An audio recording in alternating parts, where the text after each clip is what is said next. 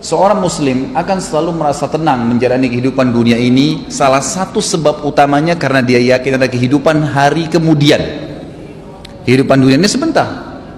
Semua kita lihat depan mata kita, sekuat apapun fisik seorang manusia, kita nggak bicara lagi makhluk Allah yang lain, manusia saja, orang yang terdekat di antara anda pribadi, kerabat-kerabat kita, teman-teman dekat, orang-orang tua kita, mereka meninggal dunia. Sekuat apapun, sehebat apapun dia, ya, prestasi dunianya, profesor kah, doktor kah, dia seorang bisnismen yang terkaya di dunia kah, orang yang paling gagah atau cantik kah, orang yang paling dihormatin kah, kepala suku kah, presiden kah, siapa saja, atau orang susah, semua akan meninggal. Kehidupan dunia sebentar akan dilaluin.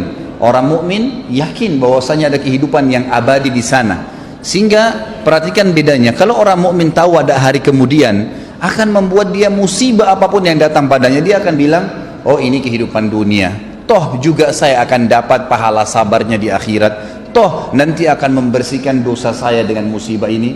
Mudah nggak dia lalui musibahnya?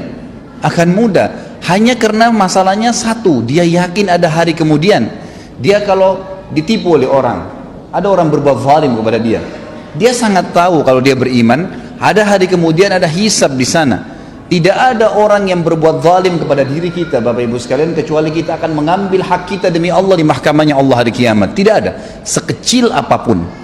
Jadi dalam tafsir ayat wa may ya'mal mithqala dzarratin khairan yara, siapa yang berbuat kebaikan sebesar biji sawi dia akan lihat hari kiamat. Kata ulama, dihadirkan di depannya tempat dia lakukan pada saat itu, jenis pekerjaannya, waktunya, seperti dia melihat sebuah cuplikan film yang dia lihat bagaimana dia melakukannya, dan dia ingat wa may ya'mal mithqala dzarratin syarran yara, dan siapa yang berbuat keburukan sekecil biji sawi pun dia akan lihat pada hari kiamat tempatnya, kapan dia lakukan, siapa yang sedang dia jahati, dan seterusnya akan diperlihatkan pada hari kiamat.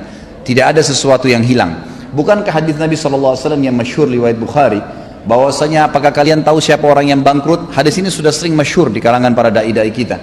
Maka para sahabat mengatakan, ya Rasulullah, orang yang bisnis bangkrut, hilang dirham dan dinarnya. Kata Nabi SAW, bukan, itu kecil kalau cuma dirham dan dinarnya yang habis, rupiahnya habis, tokonya bangkrut, itu kecil, tidak ada masalah sebenarnya. Tapi orang yang bangkrut yang sebenarnya adalah orang yang datang hari kiamat membawa pahala sholat lengkap, pahala puasa lengkap, pahala haji, pahala sedekah, banyak sekali. Tapi dari sisi lain pernah mencaci maki orang yang ini, pernah memukul orang yang itu, pernah mengambil haknya orang yang ini, dan tidak minta maaf, tidak mengembalikan hak-hak itu di dunia. Maka mereka akan datang pada hari kiamat di mahkamahnya Allah menuntut, ya Allah, orang ini zalimi saya, ya Allah, orang ini pernah pukul saya, pernah gibah saya, pernah fitnah saya, pernah mengambil sepotong tanah saya, pernah dan seterusnya. Lalu diambillah dari pahala dia, dibagi-bagikan kepada orang-orang yang sedang menuntut. Kalaupun sudah habis pahalanya dan masih banyak yang datang menuntut, kata Nabi SAW, diambil dosa-dosanya orang yang menuntut, ditimpakan kepada dia. Maka jadilah dia orang yang bangkrut sebenarnya, pahalanya semua habis, ditambah lagi ditimpakan kepadanya dosa-dosanya orang yang akan menyebabkan dia menanggung hukumannya, gitu kan. Maka dia dilemparkan, kata Nabi SAW, ke dalam api neraka lebih jauh daripada jarak timur dan barat. Perhatikan kalau orang beriman membaca hadis ini, kira-kira apa yang membuat dia khawatir kalau dia terzalimi di dunia? Gak ada sesuatu. Kalau kita tidak bisa mengambil hak kita di dunia, kita akan panen dalam bentuk pahala pada hari kiamat, akan melahirkan ketenangan jiwa.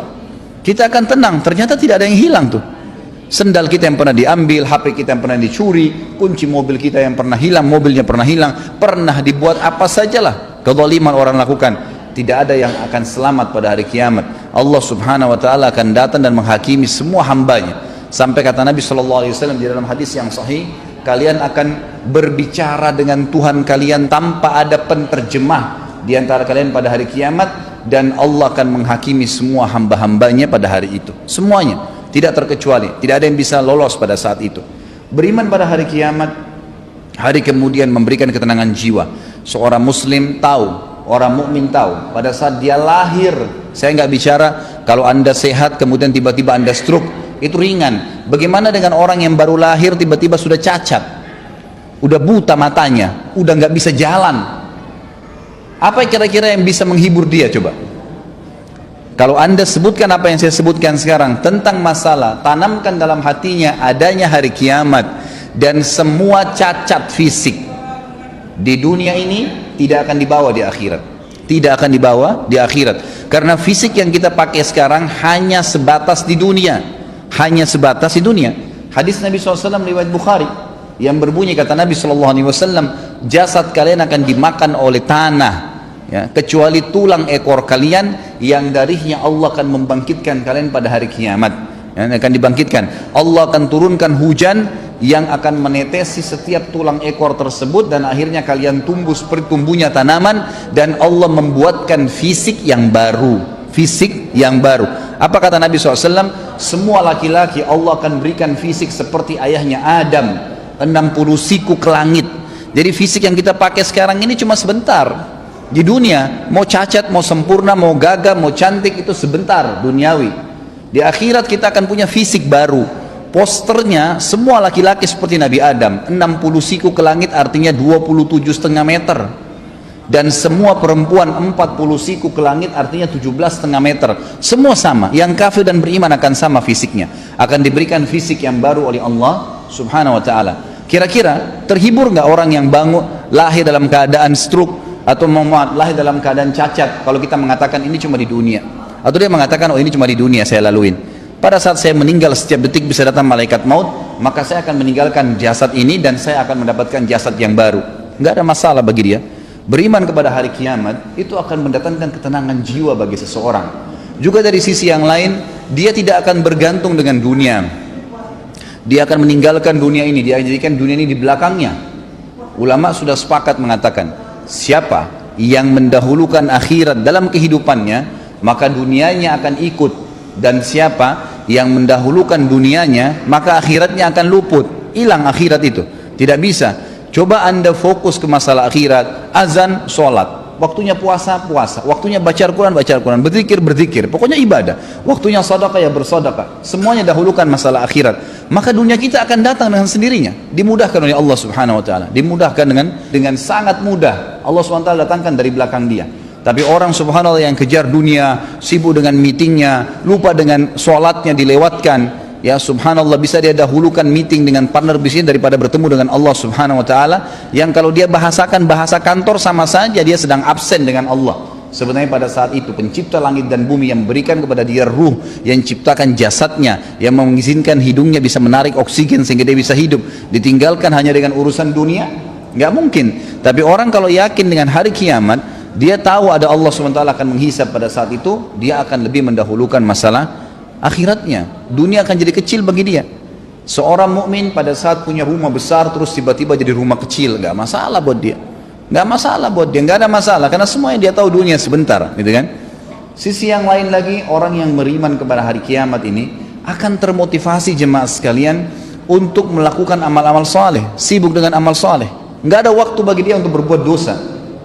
Ingat, setiap dosa yang kita lakukan kalau berhubungan dengan Allah Subhanahu wa ta'ala, zina, tidak sholat, syirik, berhubungan dengan Allah Subhanahu wa ta'ala langsung, kita taubat kepada Allah, Allah ampuni. Tetapi perbuatan dosa itu akan mendatangkan konsekuensi dari Allah. Hukumannya ada, pembersihan dosa itu. Kalau orang mukmin tahu ini, anda sebagai orang yang beriman tahu bahwasanya setiap dosa yang saya lakukan akan ada konsekuensi hukumnya, anda tidak akan melakukannya. Banyak orang berani, kalau dalam bahasa ulama itu tajarra Allah, dia berani sekali pada Allah karena dia belum tahu kalau dia melakukan satu perbuatan dosa akan datang konsekuensi hukum dari Allah, nggak bisa dia selamat.